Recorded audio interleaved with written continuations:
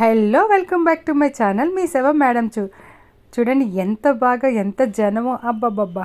నిజంగా ఆ దేవుడు మహిమేంటో కానండి. వర్షం కూడా చూడండి, నిన్న అసలు ఇంత గ్యాప్ లేకుండా పడిన వర్షం, అది ఉదయం కూడానా. ఇప్పుడు భక్తులు బయలుదేరే టైంకి వర్షం లేకపోవడం అంటే ఆ దేవుడు ఎంత కటాక్షించారో చూడండి. వీళ్ళందరికీ ఎలాంటి ఇబ్బంది లేకుండా హాయిగా చల్లగా నడవడానికి ఒక వాతావరణాన్ని కూడా ఆయనే కల్పించారన్నమాట అండి.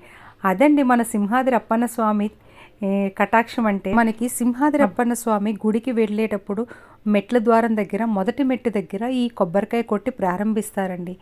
ఇది దాదాపు 32 కిలోమీటర్ల దూరం ఉంటుందన్నమాట. మళ్ళీ చివరిగా అదే ప్లేస్కి వచ్చి అక్కడ మళ్ళీ ఫినిష్ చేస్తారన్నమాట అండి ఈ నడకని. ఈ గిరి ప్రదర్శన అన్నది ఒక 5-6 సంవత్సరాల నుంచి అందరు భక్తుల్లో కూడా ఒక అవగాహన వచ్చి పిల్లలు పెద్దలు అందరూ పాల్గొంటున్నారన్నమాట అండి.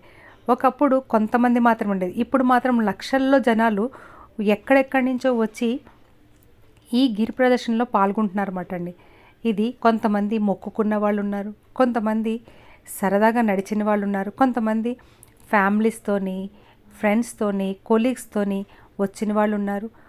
అయితే కనుక ఇది ప్రతి సంవత్సరం కూడా రాను రాను మనకి భక్తులు పెరుగుతూనే ఉన్నారు కానీ తరగటం లేదండి. ఎందుకంటే కనుక ఇది 32 కిలోమీటర్లని ఎవరు కూడా ఆలోచించట్లేదు అన్నమాట.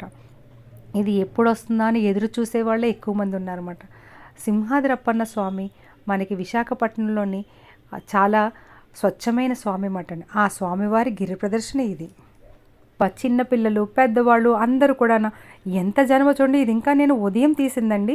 ఇక ఇప్పుడైతే మాత్రం ఇంకా చాలా జనం, ఎవ్వరూ తగ్గలేదండి.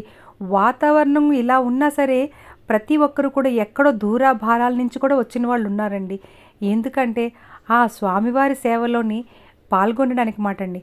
చిన్న పెద్ద వయసుతో సంబంధం లేదు, అందరూ కలిసి అలాగ సరదాగా ఫ్రెండ్స్తోని కొలీగ్స్తోని నడుస్తూ ఉంటే ఆ ఆనందం చెప్పలేనిదండి. మనకు నడిచామా అన్న అలుపు కూడా ఉండదన్నమాట. ఎందుకంటే మన ముందు వాళ్ళని చూసుకుంటూ మన పక్క వాళ్ళని చూసుకుంటూ మనం అలా నడుస్తూ ఉంటే ఎంత దూరం నడిచామో ఎక్కడికి నడిచామో అన్నది కూడా తెలియదు మాట అండి. అంత దూరం నడిచామా అని నడిచిన తర్వాత అనుకుంటామేమో కానీ నడిచేటప్పుడు అసలు ఉండదు. చూడండి కొంతమంది భక్తులు ఎలాగ ఇక్కడ కొంతమంది ఏంటంటే ఎంటర్టైన్మెంట్ కోసం కళ్ళు లేని వాళ్ళు ఉంటారు కదా, ఆ సాంగ్స్ పాడుతున్నారు.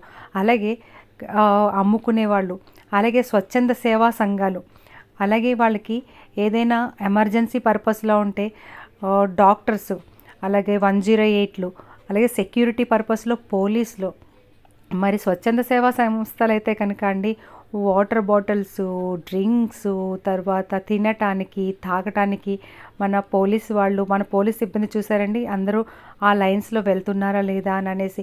వీళ్ళకి ఎక్కడికక్కడ సెక్యూరిటీ ఉంటుందండి. ఒకవేళ వర్షం వస్తే ఎలాగా అని ఆలోచించకుండా కూడా అందరూ బయలుదేరారంటే ఇంకా ఆ స్వామివారి కోసం ఏం చెప్తామండి. ఆయన సేవలోని ఇంకా రథం స్టార్ట్ అవుతుందండి. రథం కూడా ఇదే రూట్లో వెళ్తుందన్నమాట.